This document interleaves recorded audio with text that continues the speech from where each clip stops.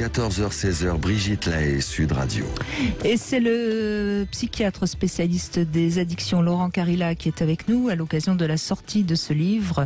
On n'a qu'une vie aux éditions Fayard. Moi, j'ajouterais, on n'a qu'une vie, raison de plus pour ne pas perdre sa vie à la gagner. Exactement. Bonjour Laurence. Oui, bonjour. Bonjour Laurence. Merci d'être avec nous. Merci à vous. Ça fait plaisir. Alors vous avez du mal justement à prendre du temps pour vous, beaucoup de stress au travail, c'est ça? Complètement. Justement, je fais de l'arthrose cervicale, je vais avoir 40 ans, je gère beaucoup de choses au travail et puis à la maison, j'élève une enfant seule et ça fait tout juste 1 an que je suis en couple, donc l'habitude de tout le temps tout gérer. Et justement, il se trouve que j'ai beaucoup de mal à accepter de ne pas faire, de déléguer sans culpabiliser. Même tout court, déléguer, je culpabilise, je me dis c'est pas normal, c'est pas bien, j'ai tendance à être hyper active tout le temps et du coup c'est mon corps qui finit par me dire stop. Bah oui. Et est-ce que quand vous déléguez, que vous arrivez à déléguer, vous vous dites mais de toute façon c'est moins bien fait que si je l'avais fait?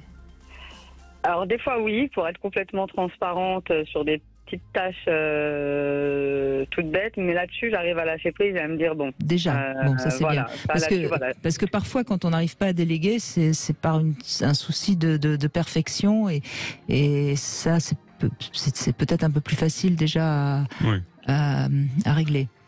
Oui, tout à fait. Ça là-dessus, j'arrive à lâcher prise.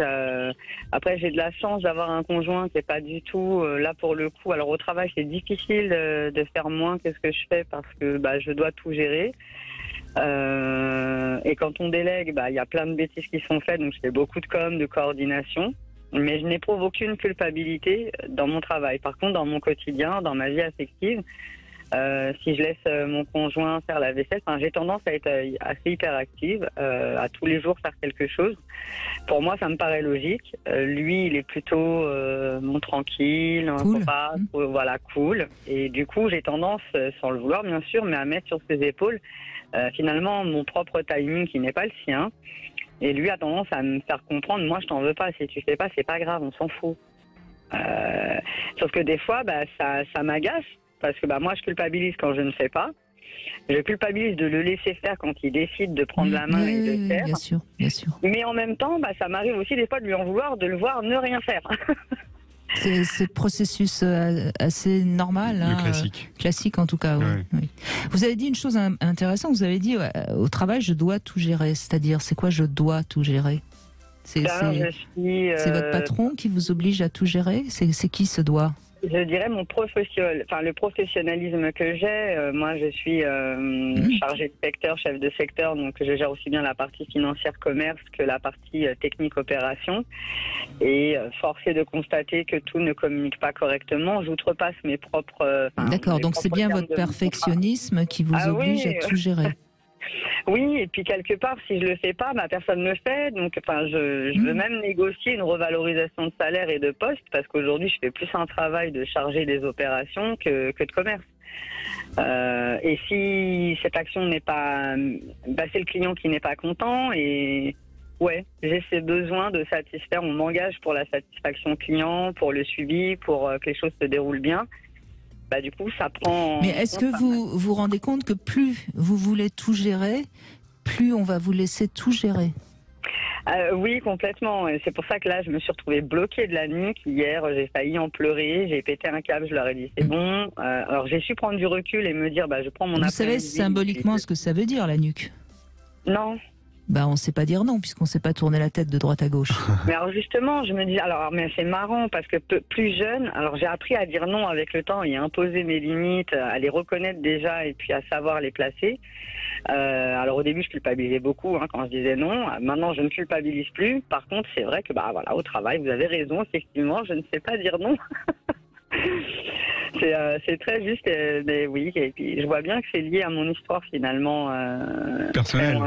Ouais, complètement. Ouais. Je m'en suis voulu à une époque de ne pas avoir su dire non, même si j'étais pas en âge de dire non. Et Ah ouais, c'est très fort. Je ne savais pas, justement, je cherchais pourquoi je développe de l'arthrose au cervical, c'est douloureux.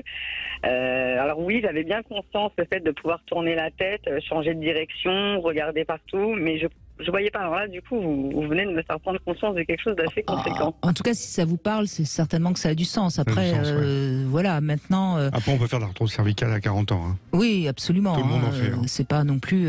voilà. Mais c'est assez symbolique quand même pour vous, dans tout ce que vous racontez.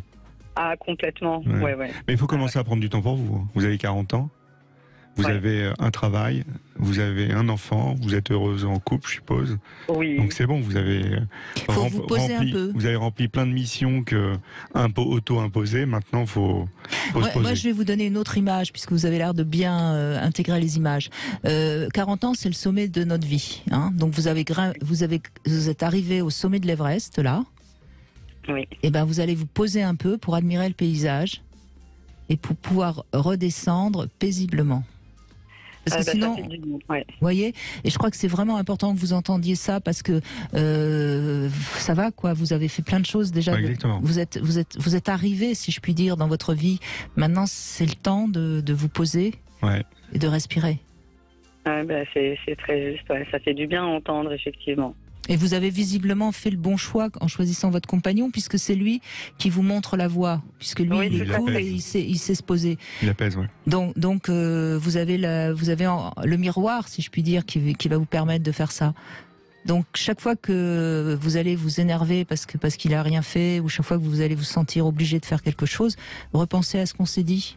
Ouais. Et tout doucement, ça va faire son chemin. Et dans Un qui vit, je parle du slow life, et le slow life, donc la vie un peu ralentie. Et je pense ça s'adapte au slow work aussi. Donc, l'idée, c'est commencer à lever un tout petit peu le pied, mais sans tout lâcher, mais commencer à faire attention. Tout doucement. Merci beaucoup, Laurence, en tout cas, de ce témoignage.